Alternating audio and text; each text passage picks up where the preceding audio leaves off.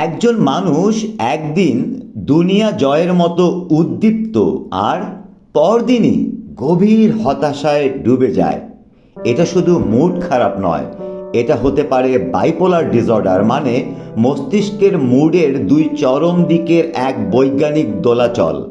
Bipolar ডিসঅর্ডারে কখনো মানুষ থাকে ম্যানিক ফেজে, যেখানে অতিরিক্ত আত্মবিশ্বাস, ঘুমের অভাব আর অতি সক্রিয় আচরণ দেখা যায়। আবার কখনো আসে ডিপ্রেসিভ ফেজ, যেখানে গভীর দুঃখ, অনীহা আর আত্মবিশ্বাসে পতন ঘটে। এটা কোনো চরিত্রের দুর্বলতা নয়, এটা এক ধরনের মুড ডিসঅর্ডার, যেখানে মস্তিষ্কের রাসায়নিক ভারসাম্য নষ্ট হয়। চিকিৎসা ও ওষুধের মাধ্যমে সম্পূর্ণ নিয়ন্ত্রণে আনা সম্ভব, যদি সময় মতো বোঝা যায়।